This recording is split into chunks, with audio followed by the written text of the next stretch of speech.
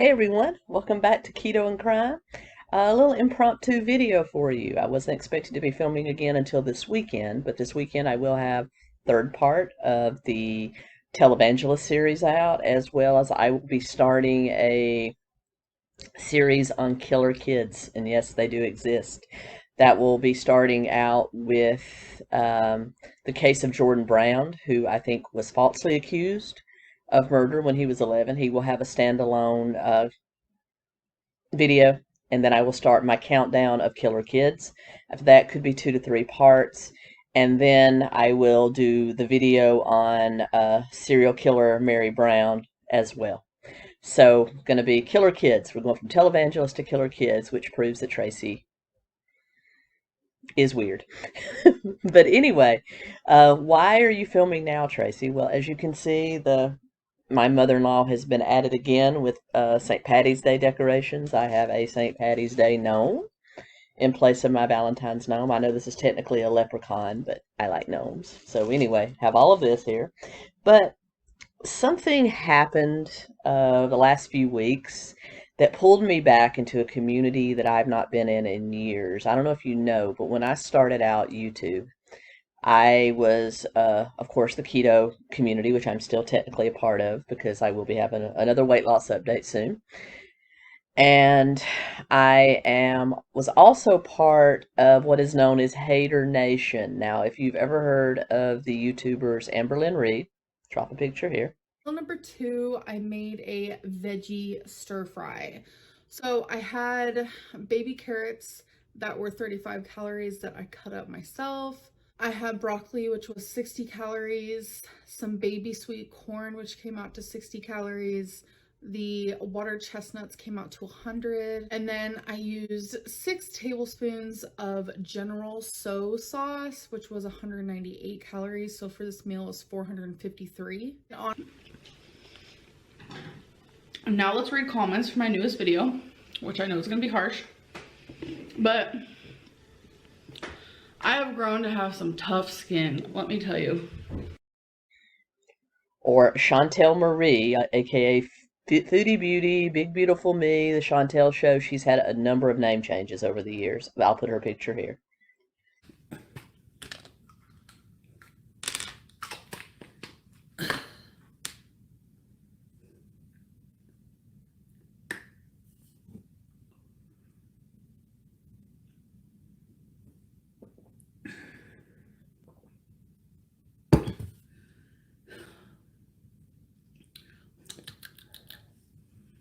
Hold on, guys. Excuse me. I was part of a community of reactors that reacted to her, and I bowed out of that about 6 months after. Yes, it got my views up. That's why I did it, for the views. But it also made me feel terrible inside to basically be making fun of 2 women that have weight issues just like I do. So I was never cruel. I tried to be funny and gentle and give good advice, what I thought, because I have had some weight loss success. Obviously, I've had some weight regain issues. So I'm calling the kettle's calling the pot black here. I absolutely understand that. But something happened that pulled me back into watching Hater Nation videos because they're still out there. Evidently, both of these young ladies have done something that could be construed as a crime. And I wanted to talk about that since we are a true crime. And this is relating to YouTube, which I am heavily, on. I just wanted to talk about it. So let's talk about what Amberlynn Reid and Foodie Beauty did in reference to basically what could be construed as a scam towards their fans. Let's get into it. So both of these YouTubers, one is here in America, Amberlynn, the Chantal is in Canada.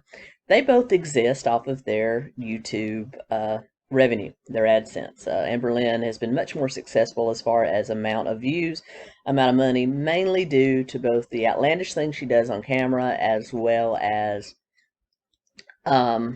the reaction nation that has formed around her. She gets a lot of views based on that, so that was always a symbiotic relationship. But estimates have her at around $10,000 a month on average from YouTube revenue. But A few weeks ago, evidently, if you check her social blade, and you can do that just by going to socialblade.com, typing in Amberlynn Reid, you can see all the stats. There was a noticeable dip in her subscriber and view count. Mainly the view count, because that's how you get paid. I mean, you can have subscribers and there's more people likely to watch your videos. The algorithm's going to pick that up. But what really counts are your views. So her views had really started to suffer because, let's face it, the poor girl has become housebound. I mean, I'm housebound by choice just because I'm a hermit and a bit of, kind of socially awkward when I'm around real people, which is why I turn to the camera. So whether or not I'm on stage or what, my comedian on stage is a part I play. I'm very socially awkward. So this is my outlet for talking and having discussions with friends. And I believe it is for her too. But early in her career, she was a lot more mobile. She went shopping, she did hauls, she went on things that you might be interested to watch. But now she's gotten so large, bless her heart, that she's basically housebound. And so her videos are kind of boring. It's just her sitting on the couch talking about different stuff that we've all heard before. And as a result, her views tanked. So she needed more revenue because that is the only source of income for her and her fiance. So she decided that she was going to start a Patreon. I have a Patreon, nothing wrong with a Patreon. On that, she said that she was going to basically have two tiers. I believe it was a $10 a month tier and then a $77 a month tier. I have no idea. She just said she liked the number. And basically, she was going to do bonus videos there, early access, and publish her art and her journals, because the girl loves to write in journals and she writes a lot of poetry. So she was going to post all of that over on Patreon to bring in some added revenue, and she even tweeted about it, put it on her community tab. I'll put some posts here. And really pumped it up. Well, she got some people that subscribed, and then within 24 hours, she posted like one poem and maybe a video, and then cut it. 24 hours. Patreon's gone. She posted that she was not going to do Patreon. It was a mistake, and then went dark on it. Well, as you know, people want their money back because she did not live up to what she promised, and people started going. There's a lot of the hater reactors that joined the Patreon just to see what was there. So of course they could make videos about it. But so they started making videos slamming her. Her response to many of them were, "Hey, I posted twice in 24 hours. I earned that first subscription." Well, they weren't seeing it that way. They started filing disputes with Patreon. And then she ended up refunding some of the money to the people that screamed the loudest, I suppose. Now, on the flip side, Foodie Beauty decided to do kind of the same thing for the same reason. Her views have kind of tanked. She still goes out and stuff like that, but she does the same stuff. She does story time, she does creepypasta, she does mukbangs, which are of course her most popular. And she decided she wasn't going to do a Patreon, but she was going to do a OnlyFans. And if you're aware of OnlyFans, let's just say I will never have one. I full credit to anyone that's on there, because my view on people that work in the sex trade, because it's adult content over there for the most part. I have no problem with that. Do you? That's why I'm a capitalist. I love that, as long as you're doing a choice and not being forced into it. So she was going to do that. She was going to do X-rated story times, mukbangs, lingerie try-ons. And so she started an OnlyFans and was charging, I believe, $20 to join. People joined for much the same reason they joined Amberlynn Reid's Patreon. And yeah, then she took it down right away. She said, "I'm not doing this anymore." She raised her price from $10 up to, or $20 up to $50 to discourage people from joining, and went dark as well, just like Amberlynn. So it's like Amberlynn does something, then Chantal does something. It's kind of a pattern. So again, people wanted their money back, and she pretty much put out a couple of community posts. I'll put them here, saying that OnlyFans was holding the money. She couldn't get it. They would refund her. They would refund them if they wanted to, but she was basically saying it's not my place to refund you. That's an OnlyFans thing. And so she, I guess, went in and attempted to claim the money, and OnlyFans held it and started refunding her clients. So are the people that had subscribed to her. So Tracy, you're like, what's the point of this long rambling story?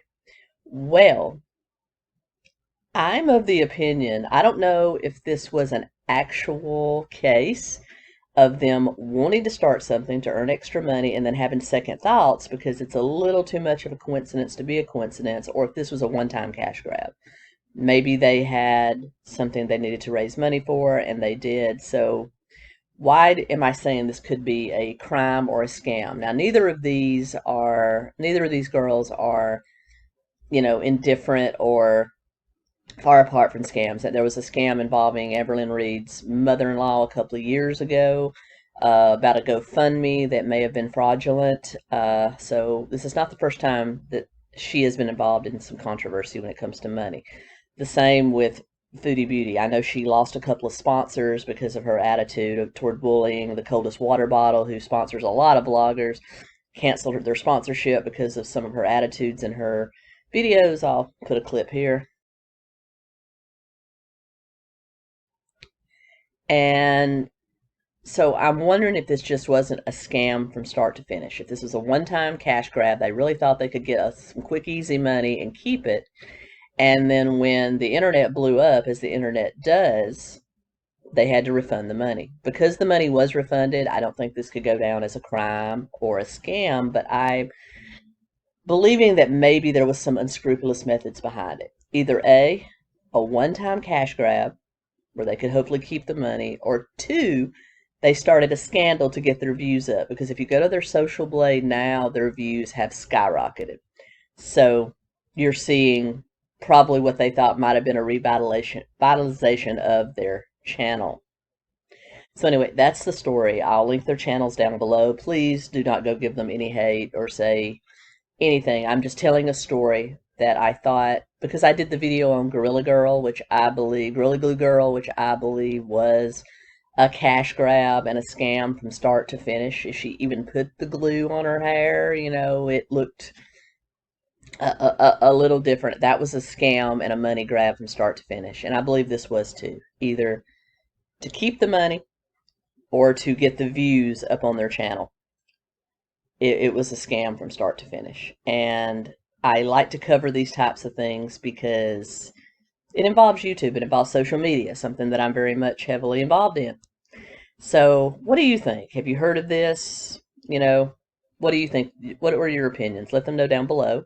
Again, please don't go give them any hate. That's not what this is before. I just like to cover what I think are scams or unscrupulous things here on the internet to warn you about things like that, and that not all social media people can be trusted. A lot of them can't.